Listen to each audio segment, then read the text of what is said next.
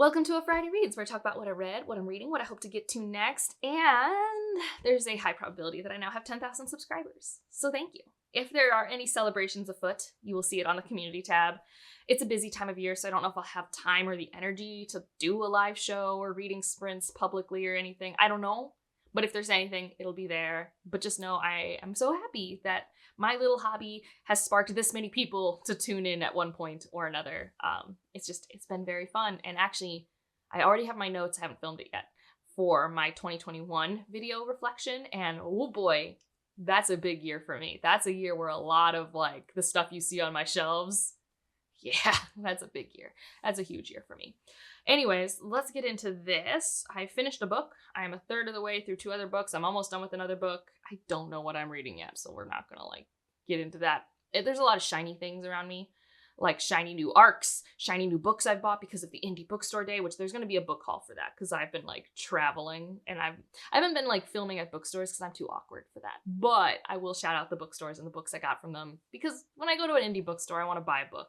Especially because, like, I didn't know how many we had in Cleveland. And, like, yeah, I want you to all exist. Like, that's awesome. So that's also on the horizon. I just need to hit up a few more bookstores today and tomorrow. But that is all to say, it makes my brain go, ooh, shiny. I don't know what I want to read next. Yeah. But luckily, one of the books I'm reading has me in a reading mood. But let's first start off with the Tchaikovsky debriefing, shall we? Because I'm not making a whole video on this. That is a silly idea. I probably only have 5 to 6 minutes worth of thoughts. It can be in this video. So, first of all, I noticed in my wrap-up that most people maybe don't know that I've read Children of Time. So let's talk about the Adrian Tchaikovsky I've read. Read Children of Time. That was my first one. 3.5 to 4 star read. I don't like the ending. And it's too long.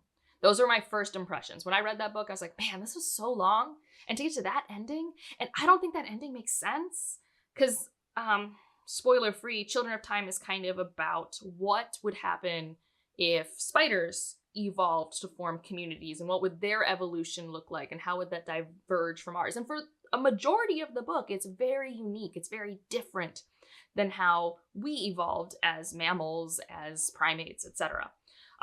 Like the societies are very different. But then like how it concludes, I didn't think it made sense. I think it only works if I suspend too much of my disbelief. I think it's a very human perspective too, which like the whole point is like one of these species is not human. And it felt too optimistic. And maybe I'm just a Debbie Downer and people should be allowed to be hopeful. That's fine. But like, that was my first impression. I didn't like hate it for that. I was just like, okay. And I had no interest in reading Children of Ruin or Memory because I hadn't heard rave things about it. I'm just like, okay, well, I tried it. I moved on. And so then I read Elder Race, which is a novella. And again, I finished that book. I'm like, man, that overstayed its welcome. That is too long. And that one, it's cute. It's like there's 2 point of views. One person is like from this planet and anything high tech is going to look like magic to her. So for her, it's a fantasy book. And then our other character, he's from another planet and he's been stranded and he's like an anthropologist. And so he is from outer space. So his tech is science fiction tech to us. So we have 2 genres in one book. Oh, how it's never happened before. I don't know. The gimmick wasn't that gimmicky to me. It was like, fine. I didn't really care for either of the characters. I cannot remember their names. I cannot remember character traits. I think the anthropologist was depressed. I think. And it just overstayed its welcome. They have to go on a quest to do a thing to solve a problem. It's fine. It's whatever. I think Past is read 1 instead of that, and I agree. So then this year, we have so many Tchaikovsky everywhere that I'm like, fine. I will grab some audiobooks. I will grab some Kindles. I shall give these a go. And then I DNF'd service model. And I DNF'd service model because I was bored. There was nothing bad about it other than I was listening to it while doing yard work, while doing errands. And I'd been listening to it for like a third of my day. Like it was the only thing I was doing. And then I was listening to it like 2 times speed. Like I wasn't like listening to it like super slow. And then all of a sudden, I like go to check my phone, like how far am I in this? And I'm like, how am I only 40% of the way through this book? Like, what is there left to talk about? How is there more to say with this theme? And I'll never know because then I DNF'd it. And I mean, I did look at reviews and a lot of people liked it because they thought it was really funny, very satirical, and I just wasn't landing with the humor. and the project of Uncharles and how repetitive all the robot processes was. Like, it's a book about inefficiencies, and it itself was inefficient. And I feature or bug, it was boring either way, right? And so then I read Alien Clay because so many people were like, well, I didn't like Surface Model, probably my least favorite, but I loved Alien Clay. So here I am. I read Alien Clay, and that's what I finished. So that was a long preamble to get us here. Once again, I'm like, boy howdy, is this verbose. I don't even remember our main character's name because it's first person. So, you know, he's not referring to himself very often. People say his name, but all I really remember is like no one says his last name correctly. Like his first name just like escapes me. But we're in his head a lot. And even he knows that his internal monologue is unwieldy. And it's just exasperating. I'm just like, oh my God. You are the most boring brain I have ever been in. And if you talk about revolution one more time, like it's not even interesting and it's repetitive. And I would just glaze off into space until like he was done rambling about revolution and different cells of revolution and why they revolt. And like, I get it. You're preaching so much. He was so preachy. I was just going insane. But the world is kind of cool. Now, I don't think it's as groundbreaking as what I think if this is your first time meeting aliens this alien, I think it's, yeah, for sure. And I think it's done in an accessible way. I will say, all of this is personal opinion. I think he's a very, like, easy, I can see why he's popular. I can get it. Like, that's not, like, a mystery to me. He has really accessible prose. I think he's really good at communicating complex ideas in a way that everyone can latch onto and find the cool factor. And I think that's very important. To make something cool that is also complex is a skill, and it's important to do. You know, spark people's imaginations. The problem is that he keeps messing around in my field and he keeps doing it in ways that I just find weird, but like, it's fine. Like, so this is a planet that's very weird and I won't talk much about it because part of it's the discovery, but you don't really learn that much. And then when things are revealed, it's again some kumbaya nonsense that I don't understand. I'm like, this is not grounded. Like, it's so grounded until it's like, and now hand wave. And I'm like, okay, and now it's hand wavy in a way that serves your theme so aggressively. I'm just being, like, there was a moment where I'm like, oh, this is cool. Like, it's like the part of like part 3, and we're doing a cool, like, in medias res flashback thingy, and I'm like, ooh, this is like kind of cool. All right, I'm in again. Like, I was going to DNF, but I'm like, okay, I'm in. And the payoff of that was just not worth it for me and my sensibilities and how I like themes and science fiction to be worked with. So at least in terms of his one-off science fictions, I'm out. Maybe I'll try space opera one day. Maybe I'll try his epic fantasy or his cities books. But I mean, the thread here is that he uses too many words for me and in ways that I don't find interesting. Which is a unique problem for me. Like, normally when authors are too verbose, it's because of the density of their sentence structure. His sentences are not hard to read. It's just taking forever. And maybe part of it is I see too much of my own writing in it, where I'm just like, yeah, when I write something, my stuff is way too long. And then I spend forever trimming it down because, like, I went on tangents, I repeated myself, I lost the thread. And maybe I just don't like that style. I don't know. But I'm done now. That was, Alien Clay annoyed me, mainly because the main character is, goodness gracious, insufferable. Like, I hated his brain so much. And I get also it's timely. Maybe that's also part of it, is it's like timely in a way where it's like, stop preaching to me. I'm in it. I get it. Like, shut up. Like, shut up. And what's interesting is I'm reading another book that deals with similar themes right now. Then I'm like, oh, look what can happen when it's done in a way that I like. It's not that I hate this theme. Of course I love the theme of fighting against science being taken over by authoritarians. I love that theme. Not like this. Anyways, that's my little Tchaikovsky digest there. A thing I am reading that I'm appreciating more, having read Alien Clay, is Authority by Jeff Vandermeer. As we know, I only liked Annihilation, or, you know, I was fine with it. I didn't like The Biologist. Our main character here, Control, I'm vibing with a lot more. Control. And, like, the name's very on the nose and stuff. And, like, also there's an introduction by Jemison, which, like, it does frame it in a way that makes it probably more accessible to me. Like, I'm primed now for maybe at least, because one of my complaints from Annihilation is like, I don't know thematically what I'm trying to latch onto. And I think she primes me for themes that I probably might not have connected. And now I'm like kind of seeing that. But also it is about discovery of a place and all the minutia that goes with that. And like, we don't really get to do that in Alien Clay, but we get to do that here. And it's not like I'm expecting answers, But I think it's been more fun for me here because that's been the focus, and it's less about, oh, we're in this prison camp. Like, Alien Clay was reminding me like a worse version of watching Mickey 617. Like, I don't know. Like, that was its own thing. Like, if Alien Clay was a movie, I probably would have had fun. Which is why I also haven't read Mickey 7, because I fear it. I fear the first person point of view male character in science fiction. I fear them. They are so often done in a way that I just want to punch them. They are so punchable. Like, I've met that scientist and I would punch him. Not really, but I would roll my eyes incessantly. Okay, so back to Authority. I'm vibing with it. I'm interested. It's my audiobook. This has the problem where it uses so many words in a sentence, and there's a lot of metaphors and similes, and it's very descriptive. And if I like look away for a second, I'm like, oh, I missed the thread. So this is harder to follow than Alien Clay. But I think I enjoy its project more. And then the other book that's also has some overlap, but that I'm adoring, and we're not surprised I'm adoring it. It's a book that makes me want to read. It has me so excited. I have my Folio Society edition right here. That's what you saw in the picture. And this is Northern Lights, #The Golden Compass. I still hold that it should be called The Golden Compass. Hear me out. Every other book's a name of a special device in the series, His Dark Materials.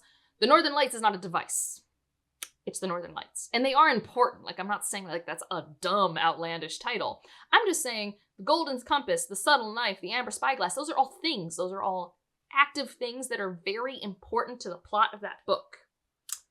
So that's just, and like also those are all not the names of the actual thing, right? Like in the Golden Compass, it's not a Golden Compass, it's called the Alethiometer.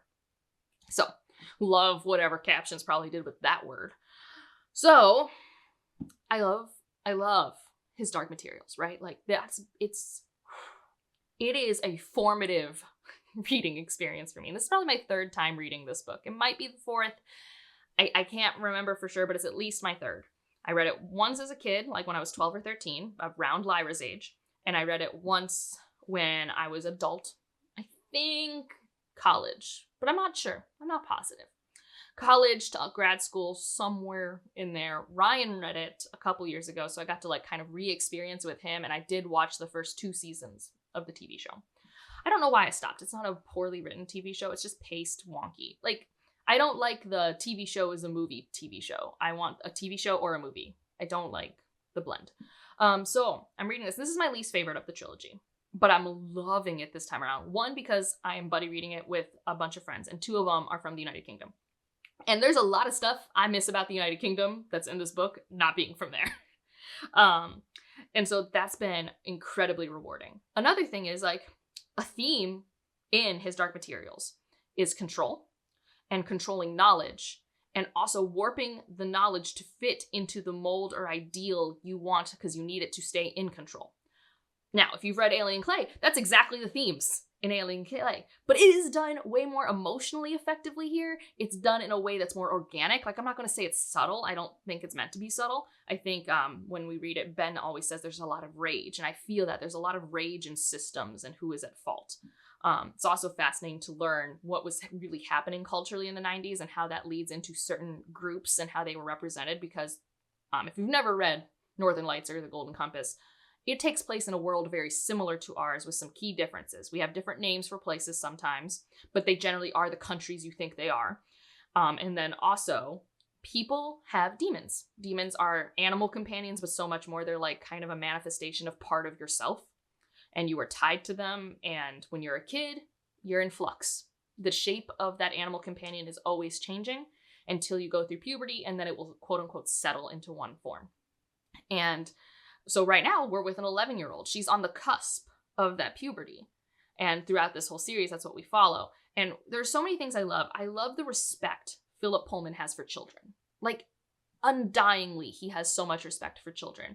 Lyra is not one of my favorite characters of all time, partially because she's a very privileged brat. But she's also smart. She's also cunning. She also changes. So I do end up loving her more. But when I meet her, she's like a very Tom Sawyer character, and I don't love that about her. And I still am always jarred by her little child brain. But there's a lot of reflection, there's a lot of growth, and there's a lot of trust you see certain adults having in her, a lot of trust that Philip Pullman has in his child characters and how they would respond to certain information and what information shouldn't be kept from them. There's a lot of highlighting of what is beneficial about being in that nebulous place of you haven't been settled into adult roles, adult thoughts, and things like that. The flexibility that comes in that space. It's so good. And it fits really well. It's really tight in that classic fantasy quest story in a way that I like and find digestible because it doesn't overstay its welcome. Like, as a kid, I feel like some scenes went on forever, but as an adult, I'm like, oh, that was only a chapter. Like, this isn't Robin Hobb. Like, we're going. So I'm in part 3 of that. I've already had my heart ripped out. That's another thing I love about this book is that it to this day emotionally affects me greatly. But it was one of the first fantasy series I read as a kid, like as a 12-year-old, that was like, all right, you're going to deal with some consequences. You're going to deal with loss and tragedy and real bad shit, and you can handle it. Because, I mean, I actually don't know who this was written for, per se, but it's exactly the book it means to be, and I can see why children are allowed to read it. Like, it is written like an adventure fantasy, it's just gloves off, you know?